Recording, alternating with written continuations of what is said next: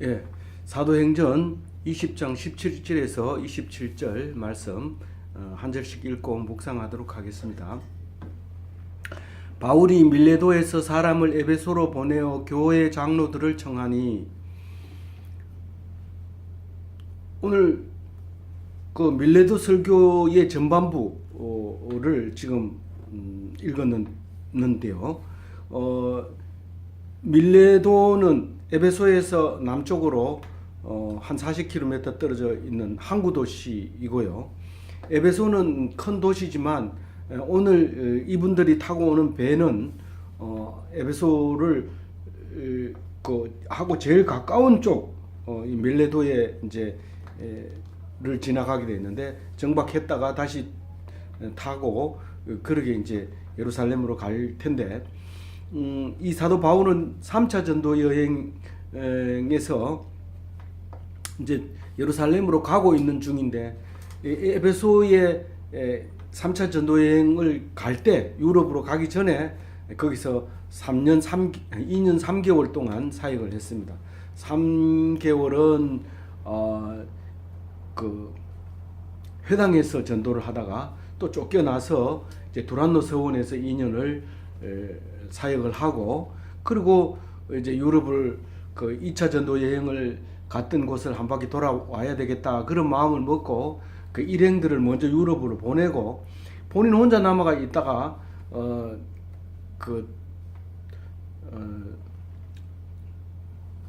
데메드리오 소동이 일어납니다. 우상지기 데메드리오가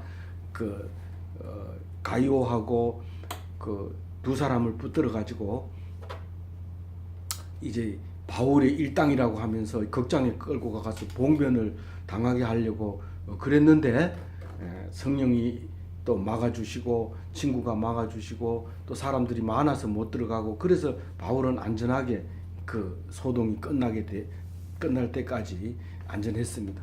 그리고 나서 이제 마게도냐로, 유럽으로 이제 출발을 하게 됩니다. 근데 유럽 갔다가 이제 오는 길에 이제 여기 밀레도에 도착을 합니다. 그렇게 죽을 고생을 했던 그 에베소를 들리지 못하고 간다는 게 너무 아쉬워서, 이제 바울은 밀레도에서 에베소에 있는 장로들을 오라고 했습니다. 그래서 사람이 왔어요. 와서 이제 설교가 시작되는데, 18절 읽어봅니다. 오매 그들에게 말하되 아시아에 들어온 첫날부터 지금까지 내가 항상 여러분 가운데 어떻게 행하였는지를 여러분도 아는 바니. 이 사실은 아시아라고 하면 에베소를 얘기하고 있는 겁니다. 물론 터키 지방이죠. 터키 지방을 아시아라고 했고, 그 아시아의 중심이 에베소였는데, 그 에베소에 이제 언제 처음 만나게 되냐면 2차 전도 여행에서 돌아올 때 거기 잠시 들러서 이제 얘기를 합니다. 2차 전도 여행 때 이미 내가 해당에서 전도를 하지 않겠다고 고린도에서 선언을 합니다. 그래서 먼지를 털어버리고 옷에 묻은 먼지까지도 다 털어버리고 이제는 이방인에게 가겠다. 그리고 이제 가족 교회를 18개월 동안 고린도에서 하고 지금 오는 길입니다. 하고 오는 길이 아니라 2차 전도여행에 그래서 왔습니다. 그리고 이번에는 3차 전도여행에는 고린도에 가서 3개월을 사역하다가 이제 오게 되는 길인데, 그럼에도 불구하고 2차 전도여행 때 얘기입니다. 2차 전도여행 때 그 해당 전도를 안 하기로 옷을 털어버리고 맹세했음에도 불구하고 에베소에 왔을 때 다른 일행들은 거기다 놔두고 자기 혼자 에베소 교회에 가가지고 그 교회 그 유대인들과 회당에서 이제 그 설교를 함으로써 그 사람들이 가지 말라고 붙잡습니다. 우리가 꼭 하지 말아야 되겠다고 생각할 때 또 일이 터지고, 해야 되겠다 할 때 길이 막히고, 이런 것을 계속 봅니다. 그게 성령이 하시는 거죠. 그래서 회당에 가서 또 혼날까봐 겁을 냈지만 유대인들이 붙잡아서 그렇습니다. 그래도 그때도 예루살렘으로 빨리 가고 또 일행들이 가기로 계획되어 있었기 때문에 내가 하나님의 뜻이면 돌아오겠다 그렇게 하고 갔던 곳이 에베소인데, 그 에베소로 3차 전도 여행, 지금 3차 전도 여행 중입니다. 3차 전도 여행을 위해서 이제 그 유럽으로 가기 전에 에베소에서 몇 년, 2년, 3개월을 이제 에베소에서 사역했던 거죠. 그때 너무 뜨거워서 이제 그냥 가지 못하고 그 잠시 시간이 있을 때 장로들을 오라고 해가지고 이제 설교를 합니다. 그러면서 그 첫날부터 지금까지 내가 항상 여러분 가운데서 어떻게 행하였는지를 여러분도 안다라고 얘기를 합니다. 이 사도 바울은 제일 처음에 회당에 가서 예수님 성경을 읽고 성경대로 예수님이 오셨다, 그분이 여러분들이 십자가에 죽으셨다, 그리고 다시 살아나셨다, 그리고 다시 오겠다 하셨다, 그 얘기를 이제 했던 거죠. 그리고 쫓겨나서 또 두란노에서 또 사역을 하고, 이런 것을 여러분들이 잘 알지 않느냐, 이제 그 얘기를 합니다. 그러면서 13절에 곧 모든 겸손과 눈물이며 유대인의 관계로 말미암아 당한 시험을 참고 주를 섬긴 것, 그런 것을 잘 알지 않느냐. 자, 겸손은 남을 나보다 낮게 여기는 걸 겸손이라고 해요. 그리고 눈물로 섬겼다고 그랬어요. 눈물로 섬겼다는 것은 현실에 대한 아쉬움, 안타까움, 애통함, 간절함, 소망, 그런 것을 이제 그 눈물로 표현하는 거죠. 예수님은 눈물을 닦아준, 우리에게 희망을 주시는 그분이 그 눈물로 그랬다는 거예요. 이제 주를 섬겼다 하는 것을 영어로 보면 serving the Lord, 서빙하는 거예요. 주를 섬기는 거예요. 그래서 교회에서 예배 드리는 것을 서비스라고 합니다. 그래서 헌금하는 것도 서비스고, 설교 들어주는 것도 서비스고, 또 식당 봉사하는 것도 서비스고, 그래서 찬양대 하는 것도 서비스고, 기도하는 거, 헌금하는 거 다 서비스죠. 그런데 그 영어로도 그냥 예배를 서비스라고 얘기합니다. 하나님께 서비스를 하는 거죠. 봉사하는 거죠. 그런 것을 너희들이 다 알지 않느냐, 그렇게 얘기합니다. 그러면서 20절에 읽어보면 유익한 것은 무엇이든지 공중 앞에서나 각 집에서나 끄리낌이 없이 여러분에게 전하고 가르쳤다, 그렇게 얘기했습니다. 그 유익한 것은 다른 얘기 아니죠. 성경 말씀입니다. 유익한 하나님 말씀입니다. 그리고 무엇이든지 성경의 어느 구절에 있든지 어디에 있든지 간에 성경 말씀이면 다 가르쳤다는 거예요. 어디서 가르쳤냐고요? 공중 앞에서, 그 회당에서 가르치고 가정집에서 가르치고 그랬다는 거예요. 끄리낌이 없고, 이거를 갖다가 전하고 가르쳤다는 건데, 전한다는 건 프리칭, 복음 전하는 거고요. 티칭, 학교에서 가르치는 티칭이죠. 그리고 예수님의 3대 사역은 프리칭, 티칭, 힐링입니다. 그래서 대구 보건대학에 초빙 교수로 계시던 강 교수님은 특강을 교직원들을 놔두고 특강할 때 우리는 교회를 세워야 된다.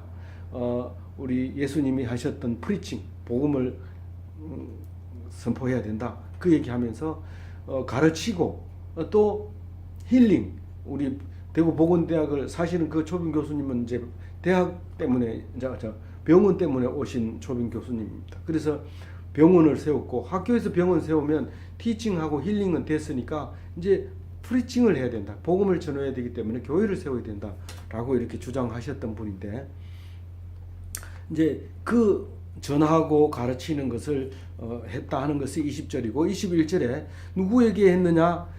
유대인과 헬라인들에게 하나님께 대한 회개와 우리 주 예수 그리스도께 대한 믿음을 증언한 것이라. 그, 그 여기서 증언한 것이라고 할 때 증언은 테스티파잉입니다. 테스티파잉은 테스트가 어원이죠. 시험했는 거죠. 그거를 증거한 거죠. 확실한 거죠. 우리가 학점을 주기 위해서는 시험을 쳐야 됩니다. 테스트를 통과해야지 점을 줍니다. 아무리 하루도 안 빠지고 학교 나왔더라도 시험 안 치면 그는 결시 그래가지고 학점을 낼 수가 없습니다. 그래서 테스트파잉을 통과해야 돼요. 그러면 결석 많이 하고 시험만 잘 치면 됩니까? 학교 나와서 배운 것을 테스팅하는 건데 결석을 많이 하면 시험 치는 자체의 자격을 주질 않죠. 그래서 이제 결석 안 한 사람을 한해서 테스트를 줍니다. 그래서 테스트파잉을 마치면 A+, D- 이렇게 주는 거죠. 그런데 내가 증언한 것이라 그 말은 내가 유대인이 첫 번째고 둘째가 헬라인입니다. 왜냐하면 헬라인은 그 시대에 사회적으로 가장 1등 국민이고 모든 사람이 헬라어를 쓰면 잘한 것이고 지식이 있는 것이고요. 유대인은 예수님이 오신 유대인으로 오셨기 때문에 유대인을 빼고는 예수님을 말할 수가 없습니다. 그래서 자꾸 회당을 찾아가서 예수님을 전가하는 거죠. 그런데 유대인이 선포를 하기 때문에 예수 안 믿는다 오지 마라. 그러니까 유대인이 갖고 우리 유대인들이 복음 전파를 하고 지금 2000년 지난 지금도 이스라엘로 우리가 복음 선교하러 가잖아요. 물론 유대인들은 테러를 하기도 하고 몹시 이 환란을 당합니다. 선교사들은. 그렇지만 이스라엘 선교사들이 많습니다. 꽤. 그렇게 우리는 그 복음을 전가하는데 최선을 다하고 있었는데 그때 유대인 헬라인들에게 말씀을 증언했는데 첫 번째로 그 회개를 가르치고 증언했다. 회개하지 않으면 안 된다. 이것은 세례 요한이 선포하고 예수님이 오신 거다. 세례 회개의 그 세례, 물세례 그거를 계속해서 얘기를 했던 거죠. 그리고 그거 말고 또 뭐가 있어요? 믿음. 그 성령 세례는 믿음으로 성령 세례를 받습니다. 말로 해가지고 성령 세례가 그 보장을 못합니다. 믿음이 있어야 되고 누구도 없이 혼자서 믿어도 성령 세례를 받을 수 있고 성령이 임합니다. 그러나 믿음이 없으면 아무리 말로 해도 안 되고 말로 옆에 사람이 해도 안 되고 자신이 해도 안 되고 말은 소용없습니다. 믿음으로 주 예수 그리스도가 살아나심을 믿고 그것을 그랬을 때 하나님이 뜨거운 성령을 주시면서 성령 세례를 주는데 그래서 비로소 물세례와 성령 세례로 구원받을 수 있는 겁니다. 여기 오늘 말씀 구원 얘기가 중요합니다. 오늘 얘기의 포인트가 그겁니다. 구원입니다. 그래서 이제 유대인에게 헬라인에게 그러고 나서 이제 다른 이방인에게 이제 말씀을 전했다는 얘기를 하고 있는 거죠. 22절에 보라 이제 나는 성령에 매여 예루살렘으로 가는데 거기서 무슨 일을 당할는지 알지 못하노라. 그 예루살렘으로 이제 가면 다시는 못 온다. 마지막이다. 근데 알지 못하노라 이 말은 아는 거예요. 아는 거는 뭐냐면 내가 분명히 가서 붙잡혀서 체포돼서 로마 감옥에 가게 될 거다 하는 것은 알아요. 그러나 그 과정에 어떻게 하나님께서 붙잡을 거고 어떻게 해서 고난을 당할 거고 매를 몇 대를 맞을지 그건 몰라요. 분명한 것은 내가 이제 마지막이 될 것이다. 실제로 그렇게 돼서 이제 로마 감옥에서 죽게 되는 거죠. 근데 그것을 성령이 나를 자꾸 예루살렘으로 끌고 간다는 거예요. 내가 가고 싶어 가는 게 아니라 거기 가지 않으면 속에서 막 부글거리는 거예요. 어떻게든지 예루살렘으로 가야 된다는 가지 않으면 막 불안하고 막 일이 손에 안 잡히고 말이 안 나오고 막 이렇게 그게 성령이 하는 역할을 하는 그런 역할. 그래서 가게 된다 그 얘기를 합니다. 그래서 많은 학자들이 사도행전은 성령 행전이다 그렇게 말하고 있습니다. 23절에 오직 성령이 각 성에서 내게 정언하여 결박과 환난이 나를 기다린다 하시나. 그러니까 어디를 가든지, 내가 에베소를 가든지 고린도로 가든지 데살로니가로 가든지 빌립보로 가든지 어디를 가든지 하는 말씀이 결박과 환난이 나를 기다린다고. 그런 증명이 됐죠. 어떻게 해요? 회당에 가서 말씀을 전하면 맨 처음에는 유대인 형제님이 예루살렘에서 오셨는데 오늘 한 말씀 하시죠. 이러면 성경을 읽고 오늘 이 말씀은 우리가 기다리는 소망이었고 우리가 바라는 바고 이것을 위해서 우리가 하나님을 섬기는 것인데 그분이 곧 오셨습니다. 예수님입니다. 이렇게 전했다가 환난을 당하게 되는 것을 맞는데 가는 곳마다 그런 환난을 당합니다. 이 사람은 예수를 믿는다고 했으니까 좀 괜찮겠지.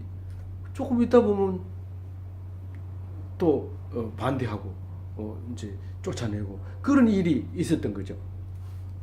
그래서 그 각성에 다니면서 성령이 니는 예루살렘에 올라가면 니 여기 회당에서도 그런데 예루살렘에 가면 당연히 니는 붙들려서 결박당해서 니는 혼난다. 어떤 환난을 당할지 모르지만 그렇게 된다. 그렇게 했던 거죠. 24절에 내가 달려갈 길과 주 예수께 받은 사명 곧 하나님의 은혜의 복음을 증언하는 일을 마치려 하면은 나의 생명조차도 조금도 귀히한 것으로 여기지 아니하노라. 내가 그럼에도 불구하고 예수 믿는 것에 대해서 내가 할 것은 다 했다. 그리고 내가 죽는 것에 대해서는 조금도 아쉽지 않다. 죽음이 귀히 여기지 않는다. 이 사도 바울은 귀히 여기지 않는 것이 또 있었죠. 자기가 그동안 따놓은 가마리엘 문화에서 받은 교육 또 그리고 시험을 잘 쳐서 경찰관으로 돼서 사람들을 체포하러 다니는 그때 그런 거 전부 자랑스러운 거죠. 그럼에도 불구하고 그것을 배설물처럼 버렸다고 얘기를 한 것처럼 오늘 내가 복음을 위해서 목숨을 버린다 하더라도 귀하게 여기지 않겠다. 그 목숨을. 그런데 나는 지금까지 최선을 다했다. 그 얘기를 합니다. 달려갈 길은 내가 복음을 전파하는 겁니다. 뒤에도 이제 나오지만 이 바울은 죽을 때까지 목숨을 다해서 예수를 선포해라. 그 얘기입니다. 그리고 네가 갔는데 복음을 선포하지 않아서 네가 그 사람이 죽었다면 그 피값을 네가 받으라. 그런 것을 받은 거예요. 그 보험회사 직원이 보험팔러 왔어요. 그래서 부끄러워서 보험 얘기를 못하고 가려고 그래요. 그래서 내가 얘기를 했어요. 당신이 만약에 여기 왔다가 내일 사고가 나서 보험을 못 팔고 갔는데 사고가 나서 그 사람이 죽었다고 하면 그 사람이 죽어서 당하는 어려움을 당신이 다 책임져야 된다. 그러나 당신이 보험을 팔고 갔는데 그 다음에 사고가 나서 보험을 혜택을 받았으면 당신이 당연한 것이고 잘한 것이다. 그렇게 얘기를 했습니다. 우리가 소방안전과 졸업생들에게 그런 얘기를 합니다. 우리가 백화점 방제실에 근무하거나 이렇게 하면 그 월요일날 아침 조회할 때마다 기죽어 있대요. 왜냐하면 다른 판매 직원들은 전부 박수치고 상장 주고 뭐 상품도 주고 이러는데 저희들은 계속 박수만 친대요. 그래서 딴 데 쳐다보고 그냥 언제 끝나나 시계 보고 그렇게 한대요. 그래서 제가 그런 얘기를 했어요. 네가 만약에 우리 제자들이니까요. 이 방제실에서 그 근무 수칙에 입각해서 점검을 꼼꼼히 하지 않는다면 점검을 하지 않았는 그 다음 날에 불이 났다면 그 수십억 되는 재산을 네가 다 책임져야 된다. 그러나 네가 꼼꼼히 했는데 그 다음에 불이 났다고 해도 너는 불이 안 난 것은 다 네가 받을 상이고 불이 났다 하더라도 너는 죄가 없다. 그 얘기를 해줬어요. 그러니까 부러워하지도 말고 네가 할 일을 다 했으면 네가 당당해야 된다. 그렇게 얘기를 해줬습니다. 오늘 이 바울은 조금도 내가 상 안 받은 거에 대해서 내가 죽음에 대해서 귀히 여기지 않겠다. 그런 얘기를 합니다. 25절에 보라 내가 여러분 중 왕래하며 하나님 나라를 전파하였으나 이제는 여러분이 다 내 얼굴을 다시 보지 못할 줄 아노라. 얼굴을 이제 지금까지는 뭐 유럽 갔다 와서 보고 또 하룻밤 자고 일어나면 보고 또 오다 가다 와서 보고 이렇게 자주 봤지만 이제는 못 본다. 그렇게 이제 얘기를 합니다. 26절에 그러므로 오늘 여러분에게 증언하거니와 모든 사람의 피에 대하여 내가 깨끗하니라. 그렇게 얘기합니다. 이 피라고 하는 것은 죽음을 얘기하는 겁니다.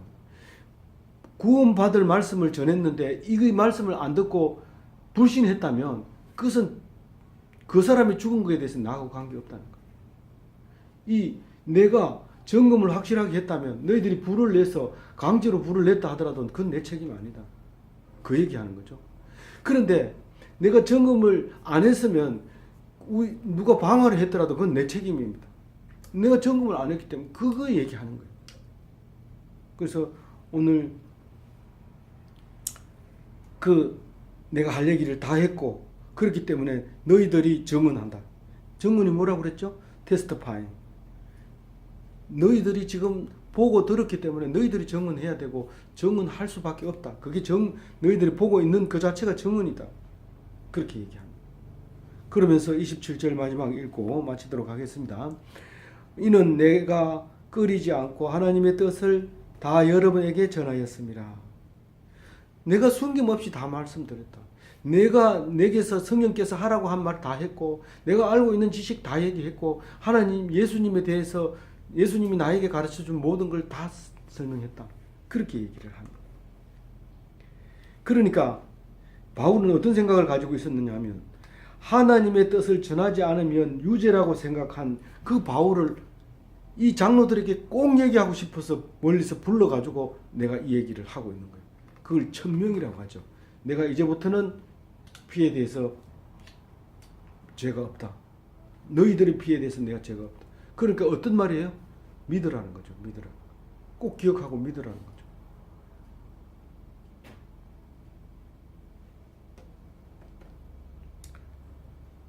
구원받지 못해도 불신으로 죽은 피에 대해서 내가 관계 없는 것은 중요한 얘기입니다. 이 기억하지 않으면 안 된다는 것을 역설하고 있는 겁니다. 이 1인칭 화법으로 얘기하고 있는 거죠. 나는 관계없다. 너 믿으라 이 말이죠. 네가 안 믿으면 너 죽는다가 기분 나빠해요. 그러면 네 안 믿으면 너 죽는다 그러면 기분 나빠요. 근데 나는 얘기했으니까 나는 그 죄값이 없다. 1인칭이에요. 1인칭에 대해서 얘기하면 귀담아 듣습니다. 오늘 이 말씀 기억하면서 말씀 꼭 붙잡고 구원받는 귀한 성도가 되시기를 주님의 이름으로 축원드립니다.